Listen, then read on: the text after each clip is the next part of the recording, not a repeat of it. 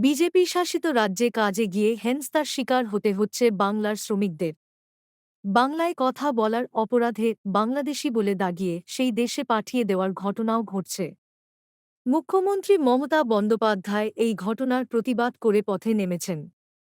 নতুন করে ভাষা আন্দোলনের ডাকও দিয়েছেন তিনি।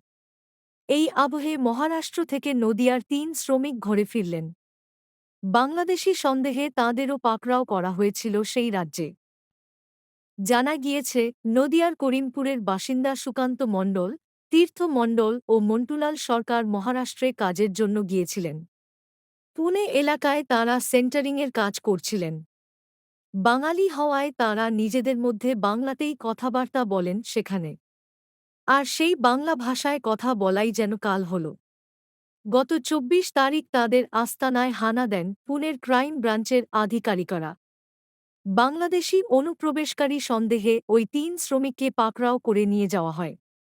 পুলিশের কাছে জানানো হয়েছিল তারা নদিয়ার করিমপুরের বাসিন্দা। এদেশের বৈধ নাগরিক হিসেবে সব পরিচয়পত্র তাঁদের কাছে আছে। আরও পড়ুন।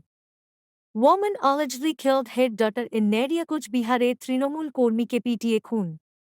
নেপথ্যে রাজনীতি নাকি ব্যক্তিগত শত্রুতা? রেলে চাকরির স্বপ্ন যেন দুঃস্বপ্ন। বাবা-মার মুখে ভাত তুল দিতে ট্রেনে ঝুড়িভাজা বিক্রি হাবড়ার ছাত্রের।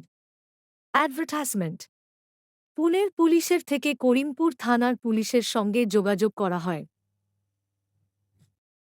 করিমপুর থানার পুলিশ ওই ৩ পরিবারের সঙ্গে দ্রুত যোগাযোগ করে। ওই ৩ শ্রমিকের পরিচয়পত্র, নথি পরিবারের থেকে নিয়ে পুনেতে পাঠানো হয়। বাংলাদেশি সন্দেহে পাকড়াওয়ের ঘটনা জানতে পেরে প্রবল দুশ্চিন্তায় পড়েছিল শ্রমিকদের পরিবারের সদস্যরা।